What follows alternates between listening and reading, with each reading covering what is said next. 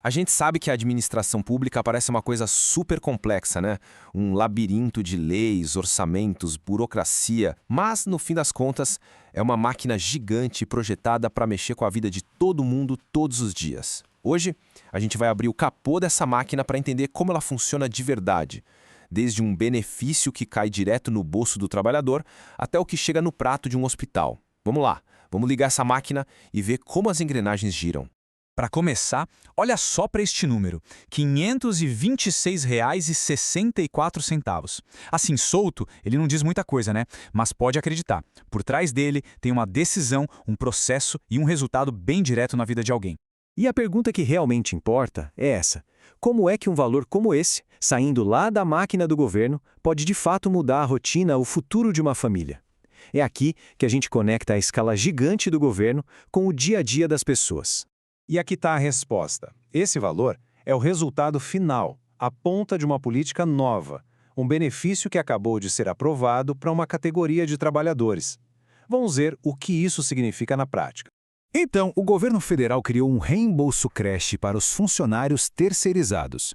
É uma ajuda mensal de até R$ 526,64 por filho para ajudar a pagar os cuidados. E não é só isso não. A jornada de trabalho para muita gente diminuiu, de 44 para 40 horas por semana, e o melhor, sem diminuir o salário. É uma medida que pode alcançar até 60 mil pessoas e que mostra um dos resultados mais diretos da máquina pública: criar políticas de apoio. Ok, a gente viu o resultado. Mas qual é o motor que move tudo isso? Para entender como benefícios são pagos e como obras são feitas, a gente precisa entrar na sala de máquinas do governo, o gasto do dinheiro público. E o principal mecanismo aqui é a tal da licitação. De um jeito bem simples, é como se fosse uma competição aberta. O governo diz o que precisa comprar e as empresas disputam para oferecer o melhor produto ou serviço, geralmente pelo preço mais vantajoso. A meta é sempre garantir que o dinheiro de todo mundo seja bem usado. E a escala dessas licitações é uma coisa gigantesca, espalhada pelo país inteiro. Só para ter uma noção, olha alguns exemplos lá do Rio Grande do Sul. Uma única escola na cidade de Imbé, com um custo previsto de quase 17 milhões de reais, ou um investimento de mais de 31 milhões por ano para proteger vítimas de violência. É assim que o dinheiro se transforma em serviço. Mas não basta só gastar, certo? Uma máquina precisa de ajustes para rodar bem, sem desperdício. Então, o próximo passo é entender os esforços que são feitos para deixar a gestão pública mais eficiente. Dá uma olhada nesse número, 544. Essa foi a quantidade de cargos comissionados que o governo do estado do Rio de Janeiro cortou em apenas 20 dias.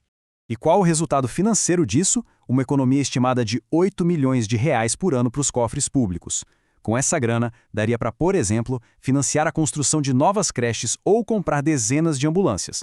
É um exemplo claro de como enxugar a máquina pode gerar uma economia com impacto real. Só que a busca por eficiência vai muito além de cortar pessoal. Existe um debate super importante sobre a forma como o governo faz as suas compras. Olha, o debate sobre centralizar as compras é bem interessante. Por um lado, se o governo compra tudo em grande quantidade, ele consegue preços melhores, né? É a famosa economia de escala. Ajuda também a padronizar a qualidade.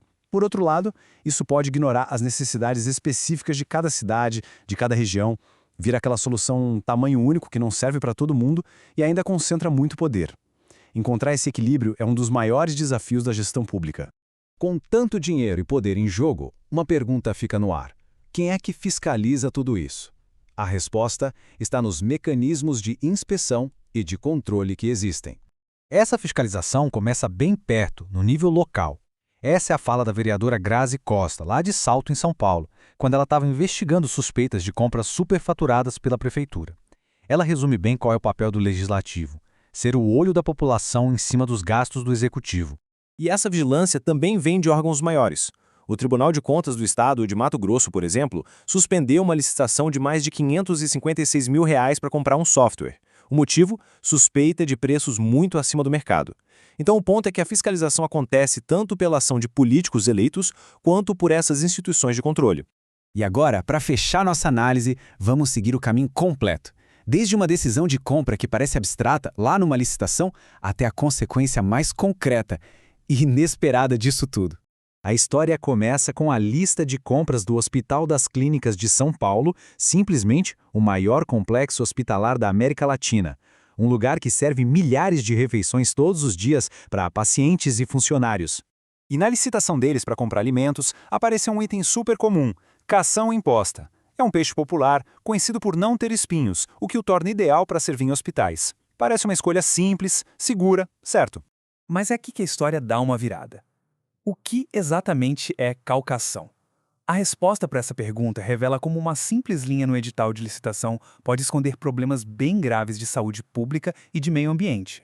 Pois é, a verdade é que cação não é uma espécie de peixe, é um nome genérico para carne de tubarão. E qual o problema? Por estarem no topo da cadeia alimentar, os tubarões acumulam metais pesados como mercúrio e arsênio, que são perigosos para a saúde. Além disso, muitas das espécies vendidas como cação estão ameaçadas de extinção. E para completar, o Brasil é o maior consumidor de carne de tubarão do mundo. Uma simples linha num documento oficial, uma engrenagem que parecia pequena, revela um problema gigantesco. Felizmente, depois de um alerta feito por uma ONG, o Hospital das Clínicas reavaliou a compra. Citando o risco toxicológico comprovado, a instituição foi lá e removeu o cação da licitação. É um exemplo perfeito de como a informação e a fiscalização da sociedade podem sim corrigir o curso da máquina pública. Bom, a gente viu como a máquina do governo produz benefícios, gasta bilhões, busca ser eficiente e, às vezes, comete erros com consequências enormes. Se as decisões do Estado afetam desde o nosso salário até o que a gente come, a pergunta que fica é: quem é o verdadeiro responsável por manter as engrenagens dessa máquina girando para o bem de todos?